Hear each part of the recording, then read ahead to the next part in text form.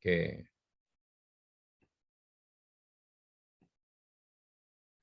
Sebentar, saya share dulu ya.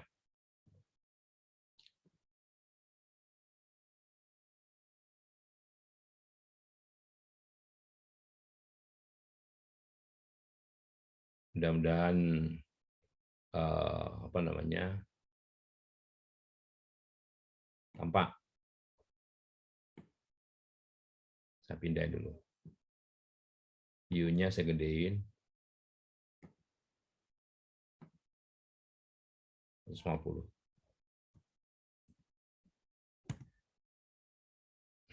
Baik ya. Jadi andaikan kita punya data nih, ya. Datanya saya sambil mengadmit yang belum masuk soalnya. Ya. Datanya 6 kali 6, 36. 36, ya.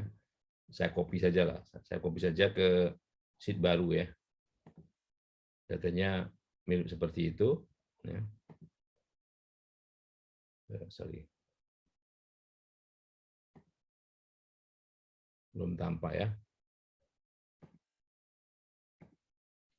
Ke book 1. Maaf, saya harus pakai dua komputer karena komputer yang satunya kemarin bukan Windows Base ya. Jadi kan bukan Windows Base. Oke, jadi ini datanya seperti ini katakanlah. Nanti bisa diperbanyak caranya sih ya. Nah, andaikan kita mau apa namanya mencari statistik ringkas, statistik yang umum yang digunakan untuk mencerminkan data ini, pertama kali adalah berapa banyak datanya, atau kalau dalam bahasa Excel-nya itu count, jadi pakai count-nya berapa, rata-ratanya berapa, standar deviasinya berapa, minimal 3 itu. Jadi pertama kali kita beri nama array ini ya, caranya saya ulang lagi nih ya, caranya disorot begini, kemudian di sebelah kiri ini kita beri nama, dan entah namanya apa ya. Misalnya data sampel, namanya data sampel ya. Namanya tidak boleh dipisah, jadi dalam satu kata ya, data sampel, kemudian di enter begini ya. Nah, jadi di sini kalau kita mau mencari berapa banyak data, walaupun kita tahu itu datanya 36, nih misalnya banyak data gitu ya, banyak data, ini kita pakai count ya, count data sampel, sorry, data sampel. Kalau salah, dia tidak akan berikan warna yang sama.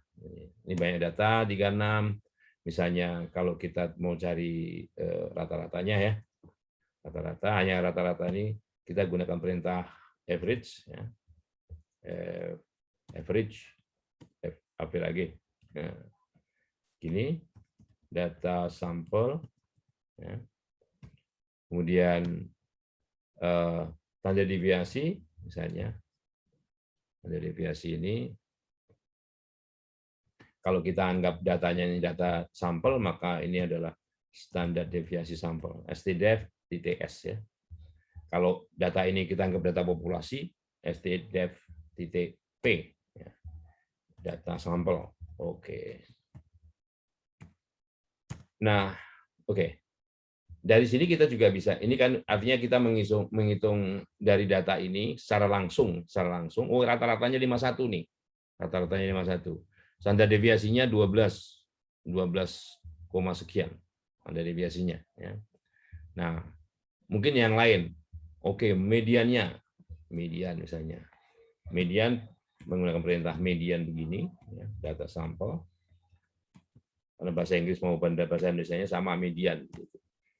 Sedangkan modus itu bahasa Indonesia, bahasa Inggrisnya mode ya. Mode data sampel. Oke. Nah, ini artinya kita menghitung statistik ini secara langsung dari data kasarnya. Dari data kasarnya. Nah, kadang kita mendapatkan data itu sudah setengahnya diolah, ya. Datanya sudah dikategorikan. Andaikan data yang dimaksud dikategorikan itu misalnya dalam bentuk tabel distribusi frekuensi. Oke, katakanlah kita mau membuat tabel distribusi frekuensi dulu. Ya. Mungkin kita perlukan yang pertama nilai minimumnya, ya, nilai minimumnya. Oke. Oke, ini karena masih ada yang terlambat masuk, ya. Oke, kita lihat dulu minimumnya berapa. Min gitu ya, data sampel.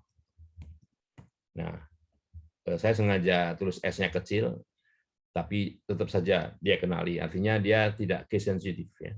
Kalau case sensitif dia tidak kenal. Maksimumnya max gitu ya, max data sampel. Oke. 79. Nah, artinya kalau kita ingin membuat tabel frekuensi, kedua data ini harus masuk. Tentunya yang minimum itu ada di kelas pertama dan yang maksimum ada kelas terakhir. Nah, andaikan 36 data ini kita ingin kelaskan dalam buat tabel distribusi frekuensinya dalam 6 kelas. 6 kelas. Kenapa 6 kelas? Ini lebih dari 32 data, tetapi kurang dari 64 data misalnya. Ya. Jadi kita bikin 6 kelas. Nah, caranya bagaimana? Nah, kita lihat di sini panjang atau jangkauan, yaitu nilai maksimum dikurang nilai minimumnya. Kalau ini kita lihat maksimum dikurang minimumnya ini 45. Nah, 45 ini ya, lebar 45 ini kalau kita mau bagi 6 persis, ya 45 dibagi 6. Jadi katakanlah ini lebar interval ya, lebar interval, lebar INT, lebar interval. Kalau mau persisnya 45 ini ya dibagi dengan banyaknya interval 6 misalnya. Nah, kalau mau kita buat 6 ya, itu 7,5. Nggak masalah kalau kita menggunakan komputer, nggak masalah ya. Jadi kita buat 7,5 pas misalnya. Jadi di sini interval misalnya gitu ya. Interval keberapa? Ada 6, 1, 2, 3, 4, 5, 6. Kita mau buat 6 interval. Ini istilahnya batas bawah ya, batas bawah BWH biar nggak panjang. Batas atas ATS ya. Nah, di sini tentunya ini sama dengan nilai minimumnya berapa. Kalau mau ekstrim ya, ini pas nilai minimum ini ya, kita letakkan di sini misalnya.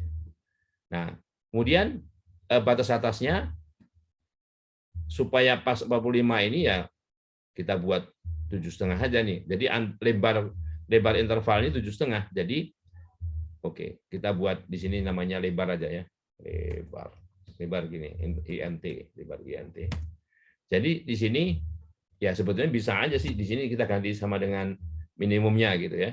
Minimumnya berapa? Kita menunjuk sel ini boleh langsung menunjukkan min dari data sampel tadi juga boleh. Jadi gini. Jadi di sini sama dengan nilai ini ditambah lebar intervalnya. Kalau kita klikkan di sini lebar interval ya. Nah, kemudian yang di sini tentunya sama dengan batas atas kelas atau interval pertama ini sama dengan batas bawah interval yang kedua, tentunya begitu ya. Dengan demikian, yang di sini juga rumusnya sama dengan ini, rumusnya sama ya. Kita copy saja begini. Nah, jadi kalau kemudian ini kita kopikan ke bawah begini, kita kopikan ke bawah begini. Ya. Oke, nah, jadi yang terkecil 34 di sini, yang terbesar 79 ada di batas atas interval gitu. Kalau pakai komputer nggak masalah. Ya, tapi kalau pakai manual, nah ini jadi masalah nanti. Kita lupa nanti ya. Nah, oke. Dan ini bagusnya kalau kita mau samakan digitnya ya, mau disamakan digitnya ya. Setelah misalnya mau ada digitnya begini ya. Nah, kemudian yang nggak jalan di Mac kemarin, kita bisa jalan di sini. Nah, frekuensinya berapa di sini? Karena distribusi frekuensi, di sini frekuensi ya. Ini frekuensi. Kita bisa menggunakannya secara manual begini. Jadi Frekuensi ini sama dengan ya cara menghitungnya. Artinya frekuensi itu kan banyaknya data yang memenuhi kategori tertentu. Nah, kategori tertentunya itu apa? Ya di antara 34 ini sampai 41,5. Nah, gitu ya. Nah, ini kita bisa hitung ini jadi dengan cara memanggil apa namanya fungsi yang ada di Excel. Ini Excel-nya Excel Windows ya. Excel Windows ini. Frekuensi. Nah, kemudian data array-nya apa? Data sampel. Data sampel ya. Oke. Nah, kemudian bins array-nya berapa? Di sini 41,5. Ya. Itu artinya kalau frekuensi itu di sini menghitung yang ada pada array data sampel ini ya, nilainya lebih kecil atau sama dengan 41,5. Nah, ya. Oke, agar nanti bisa dikopikan ke bawah, ini enggak ada salahnya. Kita kurangi dengan begini ya, frekuensi ya, data sampel yang nilai bin-nya itu 34 begini. Ya. Nah, jadi ada 4 data di sini yang nilainya di antara 34 sampai 41,5. Nah, bagaimana dengan yang lain? Kita kopikan saja ke bawah ya. Kita kopikan ke bawah begini ya. Dan nilainya sama dengan itu. Nah, kalau kita lihat di sini ini salah nih ya. Ini kan 33 nih ya. Padahal datanya berapa? 6 kali 6 36. Ya kan? 6 kali 6 ini 36. Nah, jadi penggunaan lebar interval seperti ini persis seperti ini itu kurang bagus. Oleh karenanya kita bisa agak lebih fleksibel. Oke, lebarkan dikit dong gitu ya. Lebarkan dikit menjadi berapa? Ya jangan 7,5. Ini 8. Caranya begitu. Nah, tetapi di sini kita harus lebar di bawah di sini harus lebih kecil daripada 34. Misalnya 33,5 atau 32,5 gitu ya. Atau 31,5. Enggak masalah, 32,5, 32,5 gitu ya. Nah, jadi kalau 32,5 di sini ya. Di bawah ini 32,5, di atasnya bagaimana? Oh, sudah mencakup 79. Yang jelas yang maksimum di sini harus ada di sini. Artinya apa? Untuk menjamin semua data ini berada di salah satu interval ini. Ya. Interval yang mana terserah. Mau yang pertama, yang kedua, tergantung datanya tentunya ya. Dan ini kalau kita lihat, nah jumlahnya sudah sama 36. Nah artinya sekarang pembuatan tabel frekuensi ini sudah benar, ya sudah benar. Makanya kalau tadi itu hanya untuk mencoba dulu ya, kalau nggak pas, makanya sarannya adalah lebar interval itu jangan persis bahwa ring ini dibagi banyaknya interval gitu. Lebarkan dikit. Hanya dengan di sini batas bawahnya ya, itu turunkan dikit dari 34,5. Jangan terlalu jauh turunnya. Khawatirnya kalau terlalu jauh turunnya, nanti batas atas interval terakhir itu lebih kecil dari maksimumnya gitu ya. Nah, jadi seperti ini. Seperti ini misalnya. Artinya ini ada misalnya 7 data itu, andaikan kita diberikan data yang bentuknya seperti ini ya. Kadang-kadang kalau kita mendapatkan data sekunder itu dari kantor-kantor atau instansi-instansi itu, datanya sudah seperti ini, tidak diberi data kasar, data yang sebenarnya yang seharusnya seperti ini gitu ya. Sehingga kalau kita misalnya ingin mencari rata-ratanya seperti bagaimana ini gitu ya, rata-ratanya bagaimana. Kalau ini kan langsung aja rata-ratanya dihitung, dapatkan rata-rata 51 gitu ya. Nah kalau seperti ini untuk menghitung rata-rata ya kita perlu bantuan. Jadi artinya kan begini nih, 7 data ini kan letaknya ya ada 7 data yang nilainya di antara 32,5 sampai 40,5. Kalau begitu, karena kita nggak tahu nilai aslinya ya ada yang mewakili. Yang mewakilinya berapa? Oke, untuk mudahnya kita sebut namanya titik tengah. Titik tengah itu kedua nilai ini digabung dibagi 2, jumlah dibagi 2. Nah, karena kebetulan jarak ini semua sama, 8 semua ya. Kalau ini kita lihat kan 8 semua nih. Jadi pasti titik setengahnya ya 36,5 di sini. 36,5 tambah 8 44,5 tambah 8 52,5 dan sebagainya gitu. Jadi anggap aja begini, kita geser dikit ini posisinya.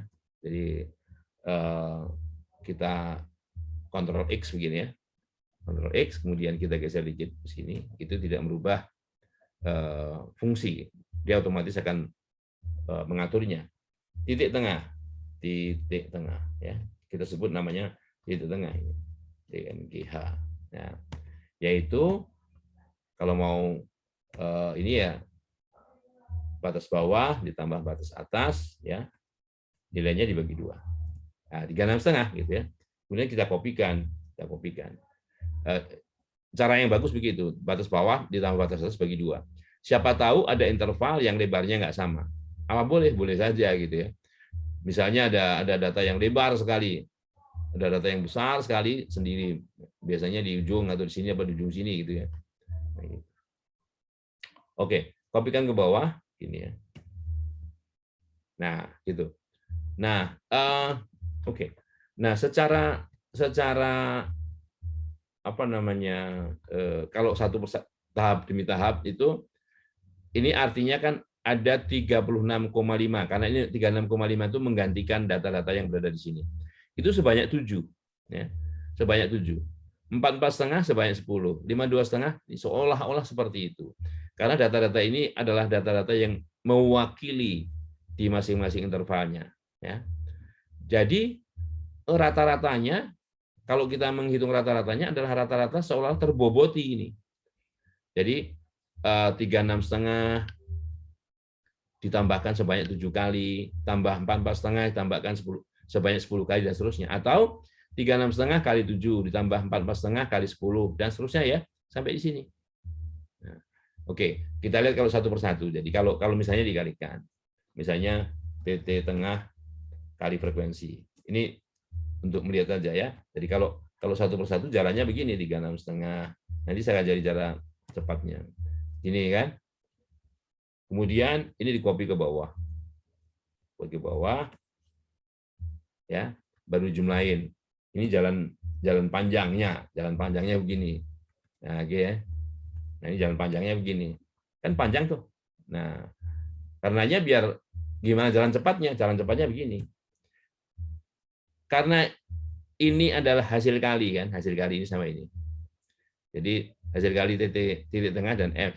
Berarti kan itu bahasa Inggrisnya produk, jadi produk. Nah, dari produk itu dijumlahin. Jadi makanya perintahnya begini. Kita jumlahkan ya dari apa yang kita kalikan, sum produk. Jadi sum produk. Nah, yang mana nih? Oke. Ini ya. Yang mau kita sum produkkan itu ini ya, pasangannya harus datanya harus berpasangan ya. Sorry. Oke, saya ulangi. Sum produk gitu ya. Nah, ini kalau repotnya kalau tidak diberi nama kan begini ya. Kalau tidak diberi nama array. Ingat ya, sum produk ikutin aja di sini. Kalau komputer saya ini pakai koma ya, koma gitu ya. Pasangannya mana? Pasangannya frekuensinya ini, ya gitu ya. Nah, sama. Jadi nggak perlu mencari begini nih, jangan mencari begini. Nah, ini kalau mau jalan pintasnya gitu. Jadi kalau rata-ratanya, jadi rata-rata gitu kan, menghitung rata-ratanya sama dengan jumlah ini, jadi sum product ini dibagi jumlah frekuensinya. Kan ini kan sama cara rata-rata terboboti.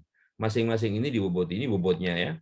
Dibagi semua bobotnya 36 tentunya. Jadi kita kalau mau langsung begini, sum product gitu ya.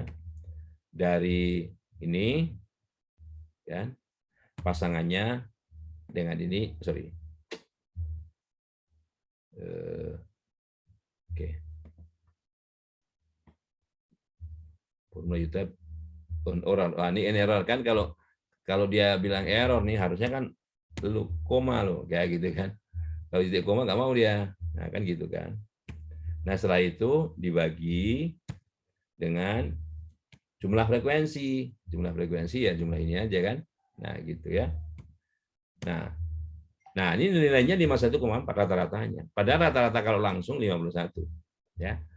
Nah, ini 51,4 ya. Ini 51. Oke. Nah, itu caranya. cara mencari apa namanya rata-rata dari data yang sudah dikelompokkan seperti ini. Ya. Umumnya yang diketahui ini, sorry, maaf saya kasih warna kuning ya.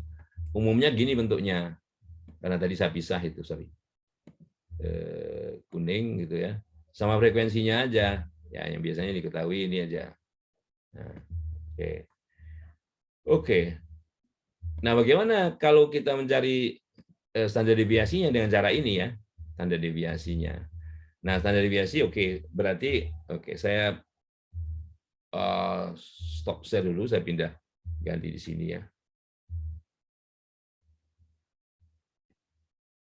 Sorry.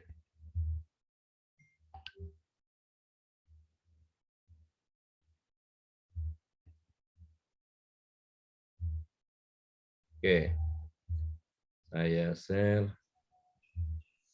ganti statistik.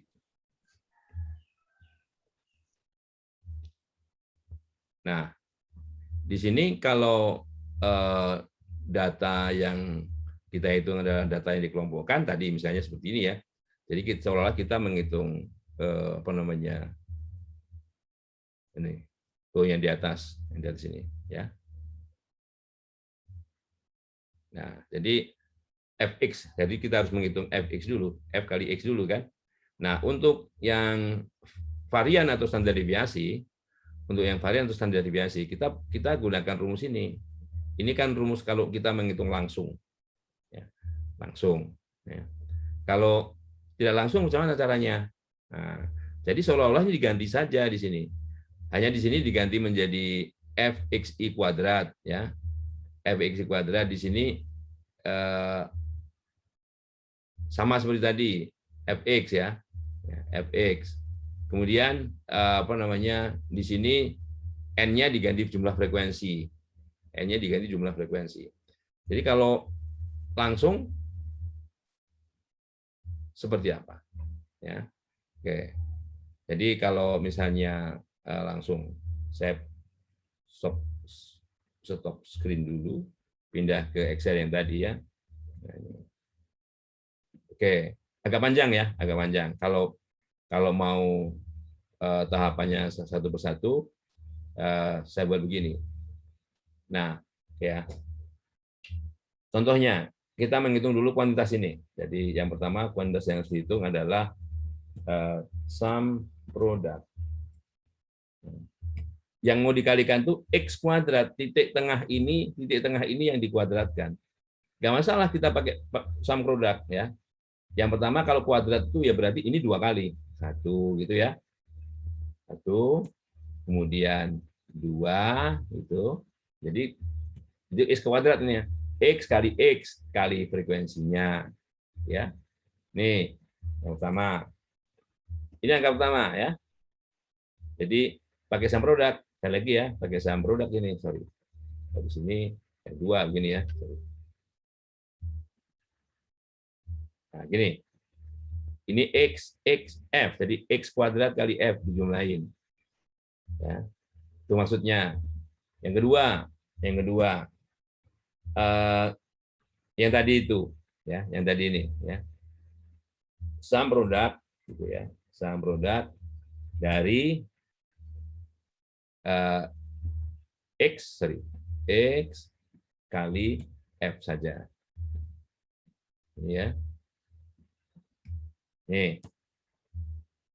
Yang ketiga, jumlah f saja. Jumlah f saja ya sum dari frekuensi saja kan gitu. Sum dari frekuensi saja. Oke. Soalnya daripada saya nulisnya panjang banget malah bingung lagi. Jadi bagaimana standar deviasi itu atau varian? Kalau varian itu sama dengan ya. Varian itu sama dengan, ingat rumusnya ya. Yang pertama ini jadi sum dari x kuadrat kali f ya dikurang ini ya jumlahnya ya dikuadratkan ya dibagi ini bagian atas, ini pembilangnya. Nah, penyebutnya penyebutnya adalah jumlah F itu ini dikurang 1. Ya. N dikurang 1. N-nya jumlah F ya. Jadi ini variannya, sorry. Ada error ya. Tuh. Ini ada error, di mana error? Ada errornya.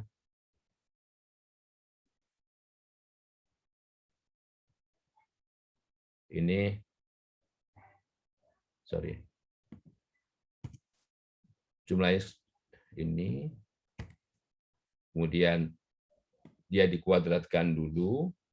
Ini X pangkat 3 kuadrat dibagi ini. Ya. Hasilnya dibagi, nah dibaginya itu ini min 1 ya, 143 itu variannya. Kalau standar deviasinya berarti akarnya ya, standar deviasinya berarti akarnya, akar itu SIRT dari varian sampel ini ya. 11,9 padahal di sini 12 kalau langsung. Kalau tidak langsung ini data yang artinya data yang sudah dikelompokkan ini hasilnya ya nggak jauh berbeda dengan ini. 11,96 ini varian ya per sampel ya.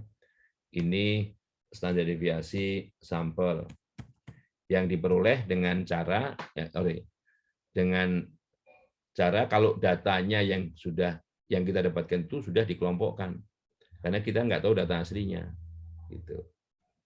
Nah seperti itu.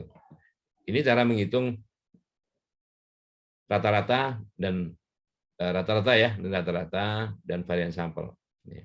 Ini rata-ratanya. Rata-rata sampel. Oke. Seringnya begini. Di publikasi-publikasi institusi itu seringnya kita mendapatkan data yang seperti ini. Bukan data aslinya. Kalau data aslinya bisa jadi bisa tebal kan, bisa ratusan, bisa ribuan dan sebagainya. Datanya sudah seperti ini. Nah, ini yang penting saja seperti itu. Median modus bagaimana? Median modus juga serupa median modus itu. Ya. Kalau ada yang ingin ditanyakan, langsung lisan aja ya. Misalnya ada yang mau tanyakan tentang apa namanya yang sedang kita bahas ini. Ya. Oke, nanti hasil filenya ini tentunya saya kirim ya. Masalah. Ini kita beri nama, oke, latihan 11 September 2001. Oke, nanti biar saya nggak lupa. Oke. Nah, rata-rata dan standar deviasi. Kalau median atau modus, nah median atau modus ya kita stop dulu, stop share screen ini dulu, kita lihat saya pakai komputer sebelah ya. Lihat. Ini untuk modus ya, ini untuk modus. Nah, kita cari apa yang disebut dengan. Jadi seperti ini ya. Nanti caranya seperti ini caranya. Tadi kan hanya angkanya saja yang beda nih, hanya angkanya saja beda. Jadi untuk mencari modus dari data yang sudah dikelompokkan seperti ini, itu kita harus mencari yang pertama apa yang disebut dengan batas bawah modus. Oke. Batas bawah modus adalah ya BBM nih ya. Di sini ini berapa? Batas bawah modus. Kita harus cari modusnya. Kita harus cari kelas modus. Modus adalah ukuran yang paling sering muncul. Nah, kalau kelas modus adalah kelas atau interval yang frekuensinya paling banyak. Di sini frekuensinya paling banyak itu 24. 24. Berarti kelas modusnya itu atau interval modusnya itu yang batas bawahnya 58,5, batas atasnya 66,5. Jadi batas bawah kelas modusnya ya 58,5. Dalam hal ini di teladan ini 58,5. Ya. Oke. Kemudian interval di sini interval kelasnya ini 8. Sama seperti contoh kita tadi 8 juga. 8 ya. Oke. Nah, kemudian ada F1 dan F2.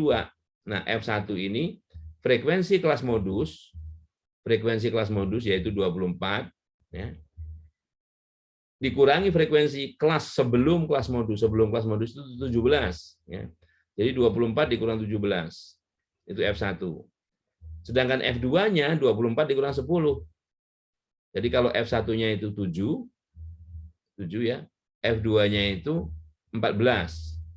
Jadi ini 7, F2-nya 14. Jadi 7 per 7 plus 14 kalau dalam hitungan ini ya. Gitu. Nah, hasilnya berapa? Itulah modusnya. Jadi modusnya bukan di ujung 58,5, ya, bukan di ujung 66,5, tapi di tengah-tengah. Di tengah-tengah di mana kan gitu kan? Di tengah-tengahnya di mana? Nah, menggunakan inilah. Jadi ini seperti pembobotnya ini. Jadi F1 dan F2 itu seperti pembobotnya. Ya. Jadi ngitungnya begitu. Oke ya. Jadi kalau yang data kita tadi kita lihat buka gini. Nah, ini kelas modusnya di sini nih, kelas modusnya. Kelas modusnya di 40,5 sampai 48,5. Jadi BBM-nya itu 40,5. Jadi sama dengan 40,5, ini batas bawah kelas modus ya. Batas bawah kelas modusnya. Kelas modusnya ini yang di sini ya.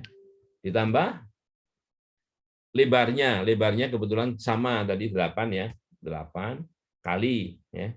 Kali F1-nya berapa? F1-nya 10 kurang 7 ya. 10 dikurang 7. 3 ya. 3 dibaginya, nah pembaginya nih. Di sini 3, di sini 2 ya. Di sini 3, 10 kurang 7 3, di 10 kurang 8 2. Jadi pembaginya 5. Ini baginya ya. Jadi 40,5 ditambah 8 kali 3/5. Nah, ini 45,3 ini modusnya. Ya. Sorry, modusnya 45 kurang 3. Ya, di tengah-tengah antara inilah ya. Tidak di ujung sini, tidak juga di ujung sini. Padahal di sini tadi modusnya 34, beda. Ya, bisa beda kalau modus mah. Tergantung di mana data itu banyak mengumpul. Ya. Karena tergantung kelas modusnya. Ya. Oke. Nah, itu kelas modus. Nanti bisa kedua file baik PowerPoint yang kita pakai itu kalau belum saya kirim, nanti saya kirim, dan juga Excel-nya. Itu kelas modusnya. Nah, bagaimana median? Nah, kalau median logikanya begini logikanya. Median itu kan ukuran data yang di tengah-tengah. Data yang berada di tengah-tengah, sorry. Data yang berada di tengah-tengah itu yang membagi data keduanya yang lebih kecil dari dia dan lebih besar dari dia itu sama banyak, bukan sama jumlah. Nah, karena jumlah datanya 36, ya, maka kita harus mencari data yang ke 36 bagi 2 itu berapa? 18. Antara data ke-18 dan data ke-19, kan begitu. Antara data ke-18 dan data ke-19. Karena di sebelah bawah dari itu ada 18 data, di sebelah atasnya juga ada 18 data. Nah, kalau kita lihat ini ya, interval pertama ini ada 7. Jadi kita perlu kumulatifnya di sini ya. Ini kumulatifnya. Kalau kumulatifnya ini sebelum 32,5 ini belum ada data. Bahkan karena data terkecilnya kan aslinya 34 ya. Jadi kumulatifnya sebelum itu belum ada data. Jadi sampai terakhir 40,5 ini ada 7 data. Ya. Sampai 48,5 7 tambah 10. Ya, kan gitu kan. Jadi ini sama dengan frekuensi kelas sebelumnya ditambah frekuensi kelas ini 17. Nah, 17 nih. Nah, padahal yang kita cari antara ke-18 dan 19. Ya. Nah, pasti kelas modusnya di sini. Kelas modusnya di sini di interval yang ketiga ini antara 48,5 sampai 56,5. Karena kalau sampai sini baru 17, ya. Sampai situ baru 17 tuh. Jadi kalau ini saya kopikan ke bawah begini. Ya. Oke. Nah, ini kalau kumulatif ya, di interval terakhir itu harus sama dengan banyaknya data. 36. Oke, kalau sampai 56,5 ini datanya sudah 25 nih. Yang mau kita cari data antara data ke-18 dan data ke-19 ya. Nah, oke, kita tutup dulu sebentar, kita lari ke PowerPoint sebentar ya. Kita lari ke sini sebentar. Nah, ini kalau median ya, median. Nah, jadi kita harus cari dulu batas bawah kelas median. Nah, batas bawah kelas median ya. Kemudian ditambah lebarnya. Nah, ini pengalinya ini berada di mana kan gitu kan. Nah, logikanya tadi n per 2. N per 2 itu kalau tadi 36 per 2 18 nih. 18 logikanya kalau mau persisnya ya. Dikurang frekuensi kelas FKM ini, frekuensi kumulatif sebelum kelas median. Kalau kelas median tadi misalnya di sini misalnya, sebelumnya ya kalau ini 24 sebelumnya 7 gitu ya. Kalau misalnya di sini 48 sebelumnya 24 gitu. Oke. Nah, kemudian dibaginya FM frekuensi pada kelas median. Oke, kira-kira ingat rumusnya ya. Oke. Kita pergi ke Excel sini. Nah, jadi untuk menghitung mediannya, oke, sama dengan batas bawah kelas median. Kelas mediannya tadi di sini ya. Ini baru 17 nih kelas median di sini. Berarti kelas batas bawahnya ini 48 ya. Oke. Jadi sama dengan ini pakai rumus enggak tadi? Oh enggak. Ini kalau mau diganti ya nanti kalau ini enggak pakai rumus ya enggak pakai rumus lah. Misalnya 48,5 gitu ya. 48,5 batas bawah kelas median nih.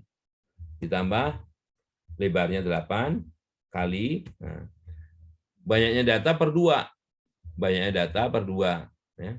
36 per 2 dikurang ya, dikurang kelas sebelum kelas modus. Frekuensi sebelum kelas modus ya. Frekuensi sebelum kelas modus ini kalau ini kelas modusnya, frekuensi sebelumnya ini 10. Dikurangnya 10 ya kan? Ya. Dibaginya frekuensi pada kelas modus. Median, sorry. Udah bicara median masih modus ya. Jadi batas bawah kelas median ditambah lebar intervalnya kali ya. Banyaknya data per 2 dikurangi frekuensi sebelum kelas median nilainya berapa dibagi frekuensi pada kelas median. Nah, jadi medianya 56,5. Nah, kebetulan sama nih sama ini 56,5 ya. Nah, sebelumnya kalau kita lihat data aslinya median 50,5. Nah, jadi gitu ya. Rata-ratanya aja beda, rata-ratanya beda, semuanya beda ya. Nah, apakah seperti ini boleh? Ya boleh saja. Apakah valid? Uang datanya yang tersedia seperti ini. Ya. Nah, oke. Ada yang ingin ditanyakan? Iya Pak, izin bertanya Pak. Silakan. Ya. Pak mau bertanya yang tentang modus tadi Pak. Kan Ya. itu kan rumusnya batas bawah ditambah interval terus kali F1 dibagi F1 plus F2. Nah, yang F1 itu tadi kan Pak kelas frekuensi kelas modus dikurang dengan frekuensi kelas sebelum modus. Nah, gimana kalau misalnya kelas modus itu berada di pertama Pak? Jadi frekuensi kelas sebelum modus itu nggak ada. Itu gimana Pak? 0. Oh, 0 ya Pak. Ya. Oh ya. Kan nggak ada, tidak ada pengamatan sebelumnya. Ya. Tidak ada pengamatan sebelumnya. Nah, kalau modusnya 2, ya dua-duanya dicari. Ya. Siapa tahu yang 10 ini ada 2 kan gitu kan? Siapa tahu. Nah, itu kalau modusnya 2 ya dua-duanya dicari. Misalnya di sini 10 nih, di sini juga 10 nih kebetulan ya. Nah, kalau 10-nya di sini kelas sebelumnya frekuensi pada kelas sebelumnya 0. Kalau di sini misalnya frekuensi kelas sesudahnya 0 juga. Karena yang kita amati di sini ya. di antara 32,5 sampai 80,5 adanya pengamatan itu. Di luar itu pengamatannya 0. Baik ya. Nah, bagus. Tapi kalau median cuma 1, walau bagaimanapun kalau namanya median itu cuma 1, ya. Nah, kalau misalnya kita punya data yang sifatnya diskrit seperti ini, apalagi atau kontinu, kadang-kadang kita punya seperti teladan yang lalu itu ada modusnya NA gitu ya, nggak ada atau not available gitu, itu bukan berarti nggak ada, karena semua data muncul pada frekuensi yang sama, jadi muncul sekali semua, nggak ada data kembar.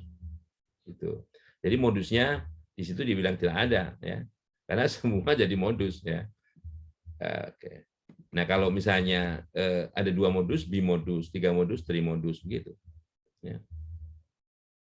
Baik ya. Oke. Kita ganti topik. Oke. Nah, bentar ya. Bukan nih.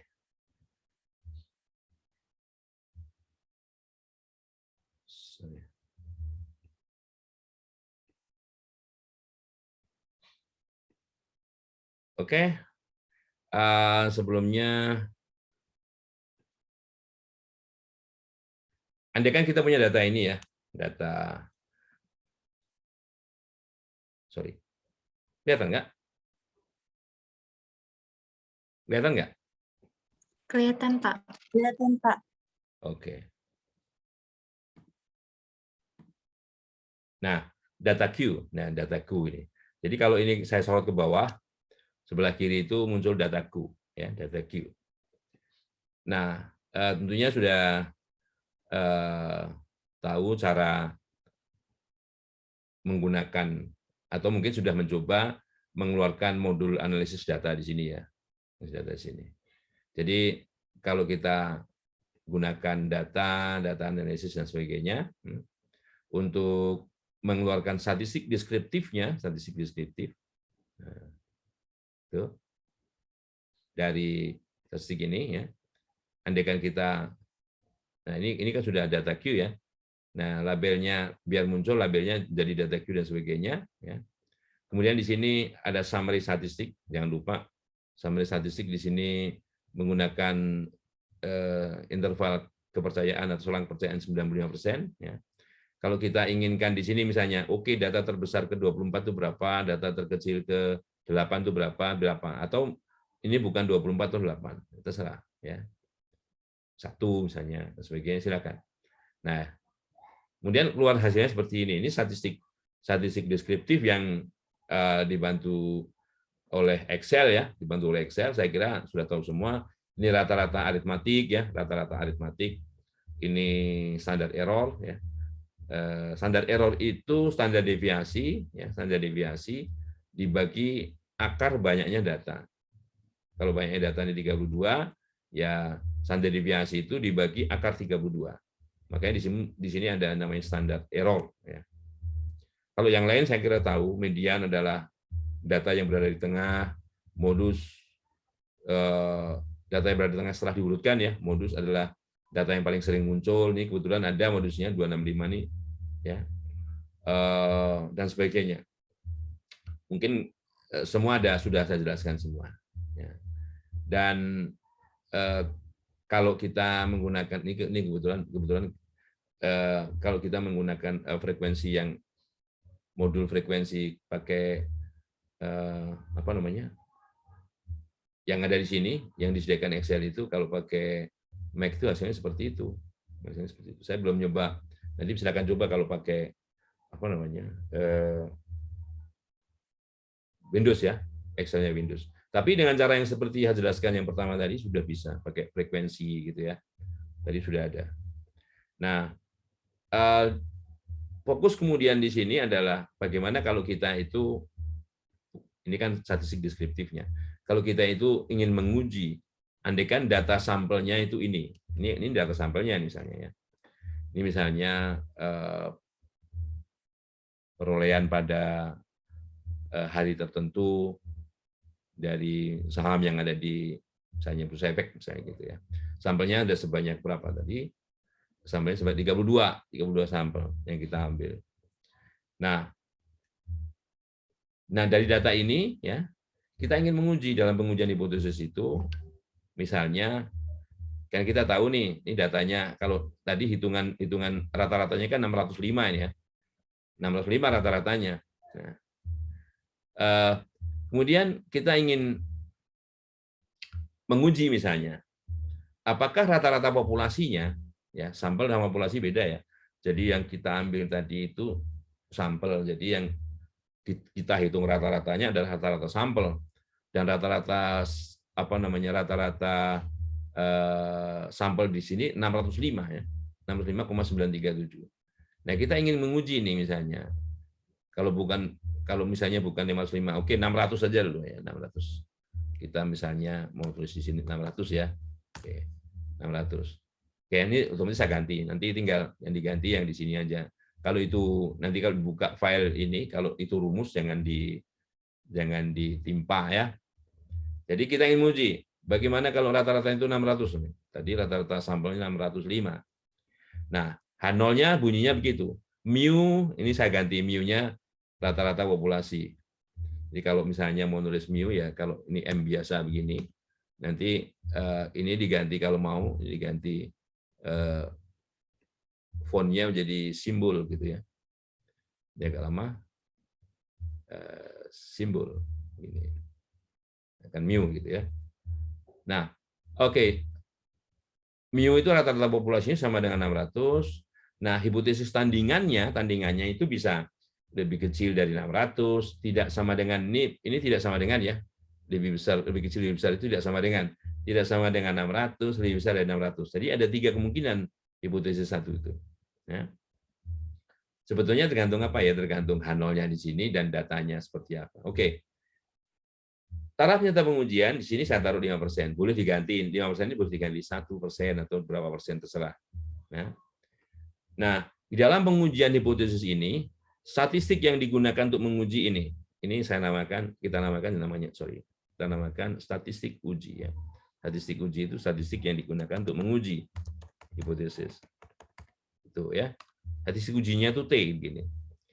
Nah, yang sudah ada di sini itu mu. Mu ini yaitu rata-rata populasi 600 ya. Yang belum ada ini rata-rata sampel, banyaknya sampel dan standar deviasi sampel ya. Nah, dengan data tadi kita hitung N-nya berapa? N-nya ya count kan gitu ya. Count data Q, banyak sampel ya. Ada 32 ya. Jadi count data Q. Oke. Rata-ratanya ya average ya. Kalau enggak ambil aja data yang di sini tadi ya. Rata-ratanya ini average. Oke. Rumusnya average data Q. Kemudian standar deviasinya STDF. STDF TTS kan gitu. Nah, jadi ketiga ini bisa dihitung dengan bantu Excel ya. Nah, kemudian masukkan rumus angka ini. Angka-angka ini masukkan rumus ini. Ini T hitung. T hitungnya kalau kita lihat ini adalah seperti ini ya. Rumusnya X bar ini I29, kolom I baris 29 dikurang ini J23 ya. Nilainya berapa? Kali akar N. Akar itu SQRT, NH29. Dibagi S. S-nya J29 ya. Nah, jadi kita dapatkan nilai T hitungnya 0,1347. Nah, oke. Daerah penolakan hipotesis nolnya, nolnya ini kita buat di sini namanya titik kritisnya aja. Titik kritis. Kita cari titik kritisnya. Kalau dia lebih kecil di sini tandanya, kalau tandanya lebih kecil, maka di sini daerah penolakannya itu yang lebih kecil daripada nilai kritis ini. Ya, yang lebih kecil daripada nilai kritis ini. Nah, nilai kritis ini berapa? Karena T itu simetris, kita cari yang lebih besar dulu. Yang lebih besar ini. Cara mencari titik kritis itu tidak usah dengan tabelnya di buku itu, begini caranya. Sama dengan T. Karena statistiknya T, kita gunakan di sini. Sama dengan T. Ya. INV. INV itu menjadi titik kritis ya. INV, T, INV mencari titik kritis pada distribusi T. Ya. J26 kali 2. J26 kali 2 di sini, karena si Excel itu menghitungnya seperti itu. Kalau kita ingin mencari menghitungnya itu dua sisi dia rumusnya. Kalau kita ingin mencari hanya satu sisi saja 5%, maka di sini harus dikalikan 5% kali 2 ya. Nah, yang komputer satu-satunya ini pemisahnya saya titik koma. Karena desimal saya di sini koma ya. Ini titik koma. Oke. Nah, H29-1 itu banyaknya data dikurang 1. Ini derajat bebas dari distribusi T itu. H29-1. Nah, nilainya ini. Ya, nilainya 1,6955 itu. Jadi kalau hipotesis tandingan lebih besar yang kita pakai, maka daerah penolakannya adalah lebih besar daripada 1,69. Maka di sini, kalau kita lihat di sini, bunyinya begini. Bunyinya. Ya.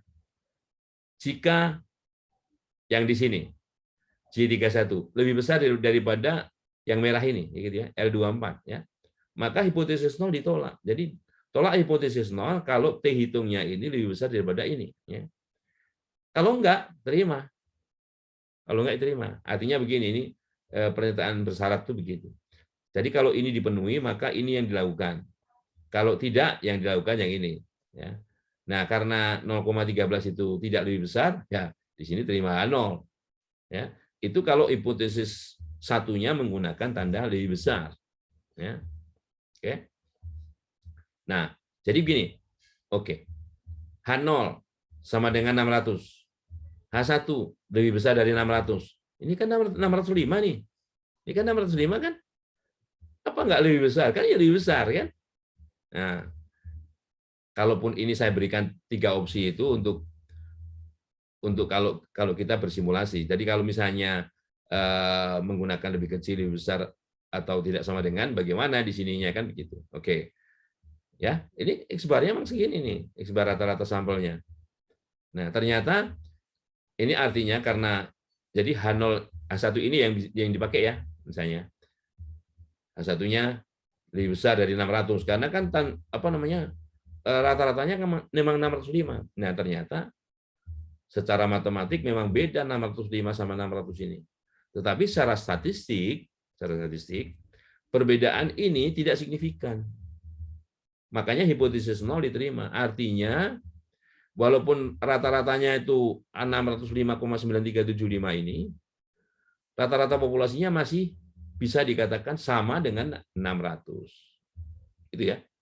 Nah, itu gitu. Ini H1-nya. Jadi yang kita pakai itu.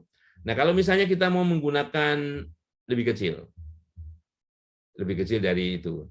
Nah, misalnya kita rubah nih 625. Oke, apakah rata-rata populasinya 625 gitu kan? Padahal rata sampelnya kan 605. Memang di bawahnya kan lebih kecil dari bawah 605 itu lebih kecil daripada 625. Tetapi apakah perbedaan 605 dan 625 ini signifikan? Ternyata terima hipotesis 0, artinya masih belum beda gitu. Nah, itu kalau lebih kecil. Kalau kita nggak tahu nih, kita nggak tahu data ini tadinya berapa misalnya. Oke, kita tulis 635 atau 630 gitu. 630, nggak tahu. Makanya tandanya tidak sama dengan H1-nya. Sorry, salah nih yang saya ganti, mestinya bukan di situ ya. Yang saya ganti di sini 630 gitu. Karena di bawahnya mengikut. Nah, kan gitu ya. H0-nya yang diganti ya. Oke. Nah, ternyata masih diterima nih. Terus kapan mau ditolak ya gitu. Nah, kira-kira kalau dulu pernah belajar selang kepercayaan dan sebagainya itu, nilai-nilai pada hipotesis 0 ini yang kira-kira akan ditolak kalau kita buat nilai pada hipotesis 0 itu berapa, kita bisa lihat di sini. Nah, tadi kalau kita nyalakan misalnya confidence intervalnya itu ya 95%, akan muncul angka ini 89,918. Angka ini sebetulnya juga bisa dicari begini caranya. Ya. Nah, karena distribusi yang kita pakai itu T, bahwa nilai itu, saya buat ke atas dulu, ini sama dengan nilai kritisnya 5%, derajat bebasnya 31 kali E5. Loh, E5 itu apa? E5 itu ini standar error, gitu ya. Nah, fungsinya standar error itu untuk itu. Kalau gitu 605 ini rata-rata ini kalau dikurangi besarnya 89 ini, selebar ini, itu menjadi 516. Jadi 516 itu adalah rata-rata yang dikurangi ini. 695 adalah rata-rata yang ditambah ini, 695. Jadi kalau misalnya nilai pada hipotesis 0 nih kita ambil sembarang yang ada di sini di antara dua nilai ini, maka ya hipotesis 0 akan diterima. Khususnya yang tidak sama dengan ya, yang tidak sama dengan ini. Jadi misalnya ambil sembarang 690 gitu ya, 690. 69 sorry. Oke. 690. Ya. Di sini diterima. Untuk tidak sama dengan ya, diterima dia. Ya. Nah, tapi kalau kita ambil di luar ini misalnya 515, ya. Tolak dia, ya. Nah, jadi arti dari selang kepercayaan itu, selang kepercayaan ya, kan ini selang kepercayaan 95% dari rata-rata populasi, rata-rata sampelnya ini, rata-rata populasinya itu diperkirakan gitu ya. Kalau kita yakin 95%, rata-rata populasi yang sebenarnya itu terletak di antara dua nilai ini. 516 sampai 695. Tuh, ya. Jadi gitu maknanya selang kepercayaan itu. Artinya kalau di sini kita ambil di hipotesis 0 ini, kita ambil sembarang nilai di luar interval ini, nah, maka H0 ditolak. Khususnya yang dua arah. Yang dua arah ini. Kita tidak tahu, tidak sama dengan 515 ya. Kalau nggak percaya kita ganti 517 lah. 517 kan mepet banget tuh kan. Sorry. Ini 517 ya. 5 kan? 50. Mepet banget di sini. Berada di dalam sini. Gitu. Demikian juga yang di sini 695 ya. 695 masih H0 diterima. Nah, oke. Terima H0 untuk yang ini. Oke. Untuk yang tidak sama dengan. Ada pertanyaan? Ini pengujian rata-rata populasi, ya, pengujian rata-rata populasi, khususnya dari satu populasi. Jadi kalau kita bicara satu populasi, ada pertanyaan? Silakan ya kalau ada yang bertanya. Kalau tidak, oke, kita lanjutkan ya. Kita lanjutkan. Baik. Sekarang masih dengan satu populasi ya. Kita menguji proporsi. Proporsi itu bagian kan. Kalau misalnya di desa X atau kecamatan X yang namanya juga desa, mungkin bukan di mana di sana banyak petani. Kalau kota mana petaninya petani pemilik bukan. Ini ya. Andai kan cuma dua di sini. Petani sama pedagang, ya. Petani sama pedagang ya. Kita punya datanya seperti ini. Sorry. Ya. Nah, itu seperti ini. Petani pedagang gitu ya. Sehingga kalau kita lihat di sini ya, ini array-nya saya beri nama pekerjaan. Jadi sebelah kirinya ada nama pekerjaan ya. Datanya kualitatif itu, bukan angka. Datanya kualitatif, artinya bukan angka. Nah, kalau kita ingin mencari berapa banyak yang petani, masuk satu persatu di begini, diplototin begini kan banyak, ya kan? Itu aja baru 34 ya, per 3 bulan belum ratusan atau ribuan kan begitu. Nah, caranya kita asalkan ini ngetiknya konsisten ya. Nggak ada yang salah, petani ya petani seperti ini, nggak ada betina. Kalau salah ketik ya beda dia ceritanya. Nah, jadi ya petani sama pedagang. Nah, caranya untuk mencari jumlah itu pakai count juga. Pakai count ya. Tapi count-nya harus tambahi karena dia bukan angka, dia harus alphanumeric count A ya. Jadi perintahnya atau di sini dalam hal ini count if atau jika ya, count if ini bisa count if ya. Kalau kita lihat di sini misalnya bunyinya seperti apa sih count if? Oke. Dari array pekerjaan ini, dari array pekerjaan ini yang petani itu ada berapa? Count if ya. Count jika. Banyaknya data jika kan itu. Kalau count A itu menghitung sel yang nggak kosong tapi isinya alphanumeric. Ya. Nah, demikian juga yang pedagang ini caranya sama juga, ya kan? Ya, tinggal diganti aja. Kan yang tetap yang disorot yang ini juga. Yang petani berapa, yang pedagang berapa. Yang bukan petani dan pedagang pasti 0 karena semuanya cuma 34, tapi bisa dilihat. Nah, oleh karenanya kalau kita ingin menguji proporsi ya. Andaikan ini adalah data sampel dari seluruh populasi yang dari kecamatan. Ini diambil sampelnya saja. Kalau desa mungkin terlalu kecil ya, kecamatan gitu ya. Dari 34. Dari 34 orang itu ada 12 petani dan 22 pedagang. Enaknya kalau kita menggunakan seperti ini, kalau misalnya, keliru. Misalnya ini harusnya pedagang dong gitu. Misalnya pedagang, ya kan? Nah, kan berubah di sini. Ini berubah ya. Tapi kalau enggak, kalau manual mah ada keliru, masa dihitung ulang ya. Nah, jadi yang seperti ini mesti harus paham gitu. Oke. Andaikan seperti ini. Jadi 11/23 misalnya tetap saja jumlahnya 34. Dari 11/34 menjadi 0,3235. Ini proporsinya, ini jumlahnya, ini frekuensinya, ini proporsinya. Ini proporsinya. Jumlah proporsi ini 1 atau 100%. Ya.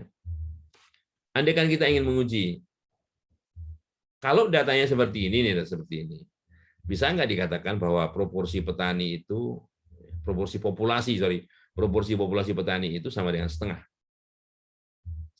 Artinya perbandingan petani pedagang itu 1:1. Apakah H0 diterima atau H0 ditolak? Sama aja di sini ada 3 macam hipotesis. 1 bisa lebih kecil, bisa tidak sama dengan, bisa lebih besar. Jadi yang diganti di sini ya, diganti 0,5. Ini ngikut ya. Nah, statistik ujinya Z. Ya. Nilainya P dikurang P0 kali akar N dibagi ini. Sebetulnya mirip. Kalau tadi di sini rata-rata X rata-rata dikurang mu0, di sini tadi adalah standar deviasinya, akar N per standar deviasi itu. Ini adalah standar deviasi karena ini adalah dari variabel yang namanya Bernoulli. Cuma ada 2 kemungkinan. Kalau nggak petani ya pedagang, kalau nggak petani ya pedagang gitu. Nah, proporsi ya. Nah, karena P0 ini diketahui, P0 itu adalah nilai peluang, nilai proporsi yang ada pada hipotesis 0. Berarti yang nggak diketahui hanya P dan N. N banyaknya data 34, P adalah yang di sini 0,3235 kan gitu. Ini otomatis ganti seperti ini ya. Karena saya buat linknya. Nah, kalau dimasukkan di statistik ini, Z statistik ini, Z hitungnya ini, ya, tinggal dimasukkan saja di sini nilai-nilainya. Ya, nilainya dimasukkan. Oke. Nah, dapatlah nilainya adalah min 2,0580. Ini karena tadi saya ganti ya, kalau ini ganti lagi yang diganti di sini aja pedagang atau petaninya aja, otomatis hitungannya kan berganti. Nah, penentuan titik kritisnya ini agak sedikit berbeda karena ini distribusinya bukan T tapi standar normal ya. Standar normal nanti bisa dibuka kalau standar normal itu begini ya. Norm itu normal, S standar. norm standar. Norma standar itu rata-ratanya 0, variannya 1. INV berarti mencari titik kritisnya. Dari titik kritisnya. Oke. Nah, di sini nilainya I13. Sorry, I13 mana? I13 ini, 5%. Artinya peluang di sebelah kiri ini atau luas di sebelah kiri min 1,645 itu 5%. Gitu. Nah, sedangkan yang sebelah kanan ini untuk menguji hipotesis satu, pengujian hipotesis apabila hipotesis satunya tandanya lebih kecil. Tolak hipotesis 0 apabila nilai statistik hitung ini lebih kecil dari ini, gitu ya. Nah, kalau lebih besar ya dibandingkan yang ini tandanya. Nah, ini negatif dari yang ini. Kalau ini diketahui, maka ini negatifnya. Negatifnya positifnya. Ya.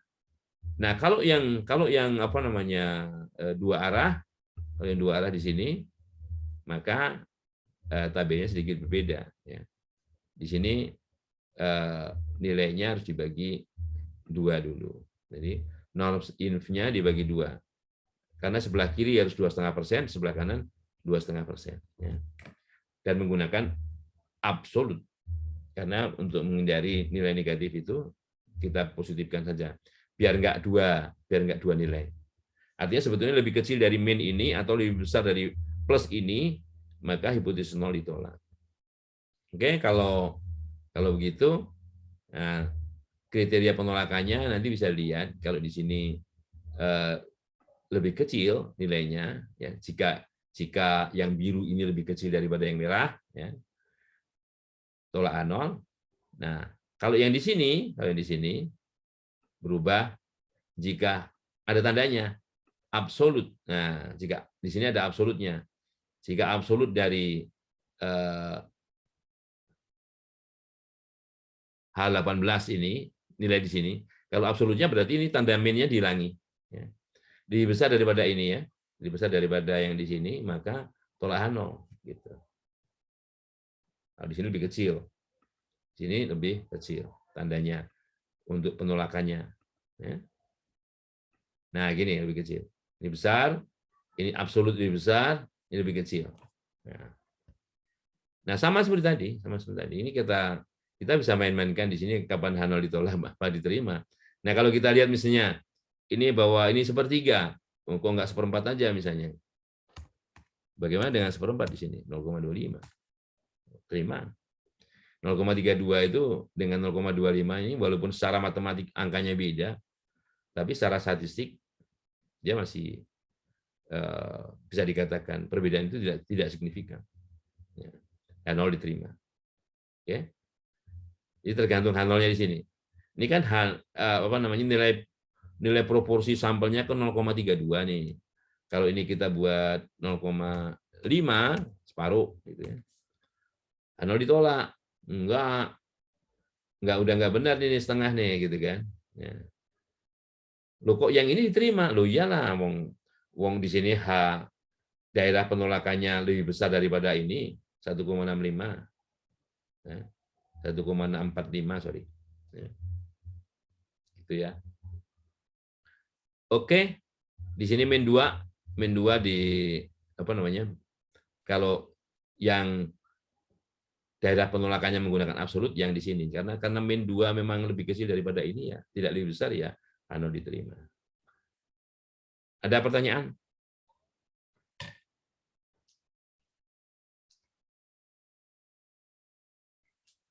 Lanjut? Oke. Kita lanjutkan dikit lagi. 2 dikit. Nah. Oke ya. Sekarang begini. Andaikan ini ada pengacakan, nggak usah. Nah, pengacakannya nanti aja. Kita ambil sebetulnya kalau ini pengacakan, kalau ini sudah data ini kita ambil misalnya yang tidak diacak. Kalau ini diacak dulu ya. Oke lah, biar sekaligus saya cari cara ngacak. Datanya tadi, ini datanya ada 32 ya. Datanya ada 32. Ini data yang sungguhnya ya. Nah, kemudian andaikan kita ingin membagi data itu menjadi dua. Yang pertama 17 yang kuning ini 17, yang biru ini sisanya 15. Ya. Nah, oke. Nah, yang kita lakukan dalam mengacakkan adalah ya, kita gunakan fungsi ini dalam Excel ya. Run. Ya, ini adalah fungsi yang digunakan untuk menghasilkan bilangan antara 0 dan 1. Jadi kalau kita misalnya di sini ya, kita ketikkan run gitu ya. Run kurung buka kurung tutup. Ini menghasilkan bilangan antara 0 dan 1. Kalau ini kita di sembarang tempat begini, kontrol copy, kontrol C, kontrol V begini, dia akan berubah terus. Ya. Nah, itu yang kita gunakan sebagai bilangan acaknya. Nah, kita buat juga bilangan acak itu sebanyak 32 di sini ya. Dan kemudian kita urutkan. Kita urutkan dari yang hasil ini, dari hasil ini. Kita beri nama dulu namanya acak. Namanya acak ya. Nah, kemudian dari array acak itu kita urutkan. Dari yang terkecil, oh yang terkecilnya ini nih. Pada saat ini yang terkecilnya ini nanti bisa berubah kan. Kalau kita tekan kontrol copy, kontrol paste, maka nilainya bisa berubah semua di sini. Selagi rumus ini belum kita ganti ya tetap saja nggak berubah. Nah sekarang gini, dari sini kita ranking, ini adalah nilai ranknya, terkecilnya ini ya saat ini terkecil nomor ke-9 dan sebagainya. Nah selanjutnya misalnya 9 gini ya, misalnya 9 gini. Jadi 9 ini kita digunakan untuk baca di sini. Oke, di sini nomor 9 itu berapa? 265. Maka di sini kita ambil angka itu 265. Nah, jadi cara mengacak itu begitu. Kemudian 14 nih, 14. 14 itu di sini berapa? 689. Jadi data yang grup 1 ini 689. Ya. Dan seterusnya. Jadi kalau misalnya oke, yang grup biru 2 nih, 2 yang jadi data pertama grup 2 itu 765 gitu ya. Nah, ini cara mengacak biar yang data ini masuk grup berapa gitu caranya seperti itu. Nah, andaikan ini grup 1 dan ini grup 2 nih. Ya, grup 1 grup 2 ya. Kita ingin mencari statistik apa namanya? Sederhananya. Ini banyaknya data, ini rata-ratanya ya. Ini standar deviasinya.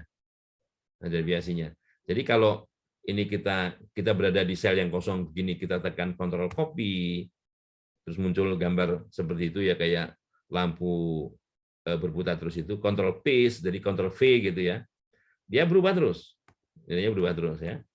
Yang 17-15-nya enggak, karena ini kan banyaknya data ya berubah itu karena data yang mana ikut masuk grup yang mana kan begitu. Nah itu simulasi sekaligus. Nah ini juga karena simulasi grup 1 itu berubah juga di sini variannya. Nah, variannya ini berubah juga karena berdasarkan data yang di sini ya. Data grup 1 dan seterusnya. Nah, ini kalau disimulasikan ya, kontrol copy, kontrol paste gitu ya. Dia berubah terus ya. Oke. Baik, terlepas dari itu, bagaimana kalau kita ingin menguji apakah kedua grup itu memiliki varian yang sama apa enggak? Memiliki varian yang sama apa enggak? Nah, statistiknya F. Nah, pengujiannya bagaimana? Ya, varian yang misalnya kalau kita menggunakan rumus ini ya, varian pertama dibagi varian kedua. S1 kuadrat dibagi S2 kuadrat. Gitu. Nah, jadi H1-nya bisa lebih kecil, bisa tidak sama dengan, bisa lebih besar. Hanya saja karena distribusi F itu tidak simetris, maka di sini untuk daerah penolakan yang dua arah ini F-nya ada dua angka. Kalau di sini kita cari dengan menggunakan formula ini, ya. Formulanya ini, ya. Ini yang pertama kali itu kalau karena Excel itu menghitung peluangnya dari sebelah kanan, sisi sebelah kanan begini. Nah, ini sisi sebelah kiri itu 1 dikurang. Ada menghitung peluangnya 1 dikurang. Ya. Ini derajat bebas itu banyaknya data grup 1 dikurang 1. Ini derajat bebas yang kedua, banyaknya data grup 2 dikurang 1. Ini banyaknya data grup 2 kurang 1. Gitu ya. Tanya biar berlaku secara general. Artinya kalau ada data yang baru kita sisipkan atau baru kita delete, mereka otomatis menyesuaikan diri. Ya. Karena datanya seperti itu. Oke? Nah, jadi ini. Nah, sekarang F hitungnya dihitung nih. Pada saat ini 67 ini belakangnya nggak dilihat aja kira-kira udah benar. 67 dibagi 60 kan 1,1 gitu ya. Ekornya baru lihat. Ini sama-sama 5 digit masalahnya. 1,1. Nah, di sini A0 terima semua nih. A0 terima semua. Oke, jadi kalau mau mensimulasikan ya tinggal kontrol di sini, kontrol copy, kontrol paste gitu ya. Nah, siapa tahu nanti ada data pada saat data berubah itu ada hipotesis 0 yang ditolak. Nah, oke. Jadi kontrol copy, kontrol paste begini. Tinggal kan jalan terus tuh. Nah, ini nggak berubah-ubah, artinya masih banyak terima hipotesis 0 kan. Tapi suatu saat bisa jadi hipotesis 0 itu ditolak. Tolak hipotesis 0. Baik, ada yang ingin ditanyakan? Ya.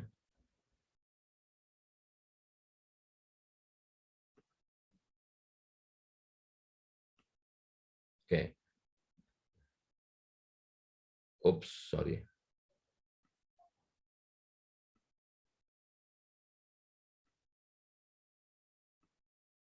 Nah, kalau nggak ada yang ingin tanyakan, ada satu lagi. Anggaplah ini hipotesis 0 diterima bahwa artinya kedua varian sama ya. Kalau A0 diterima itu kedua varian populasi sama. Saya akan kopikan ini satu lagi. Ini, tapi tidak sesulit itu. Kopikan di sini ke sheet yang baru ya. Agar formulanya tidak ikut, maka yang kita lakukan adalah edit paste spesial value. Jadi formulanya tidak ikut. Nah, sekarang bukan data simulasi. Ini data bukan simulasi. Artinya data ini ya, data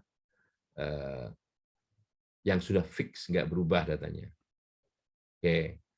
Nah, yang kita lakukan adalah bagaimana dari kedua grup ini apakah memiliki rata-rata yang sama apa enggak. Ya. Apakah kedua grup kita bukan yang diuji bukan grupnya, kedua populasi ya memiliki rata-rata yang sama. Sebetulnya karena pertanyaan apakah kedua populasi memiliki rata-rata yang sama, itu sama aja apakah kedua populasi memiliki rata-rata yang tidak sama ya.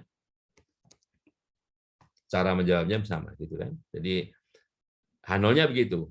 H0-nya begitu. H1-nya bisa kedua populasi memiliki rata-rata yang tidak sama. Atau kedua misalnya rata-rata populasi satu lebih kecil daripada yang kedua atau sebaliknya. Nah, kalau untuk dua populasi itu sudah disediakan modulnya oleh Excel dengan menggunakan modul data analisis. Ya, data analisis begini. Kemudian tarik paling bawah nih. Nah, paling bawah ini kita gunakan dua sampel yang berasumsi, bukan hanya berasumsi karena kita sudah uji, yang variannya sama. Ya, kita menggunakan ini equal variance karena tadi kita lihat bahwa H0 itu mengatakan bahwa kedua populasi memiliki varian yang sama. Ya, jadi harus melalui pengujian, ya, gitu ya. Nah, setelah itu di sini variabel ring variabel yang pertama yang mana? Oke, kita lihat. Mau dibalik juga nggak masalah sih. Jadi ini yang pertama ya, kita sorot begitu. Mulai dari tulisan grupnya ya. Ini yang kedua dari mana? Dari sini. Sorry. Oke. Sorry. Ini ya. Dari sini. Kita tarik ke bawah ya.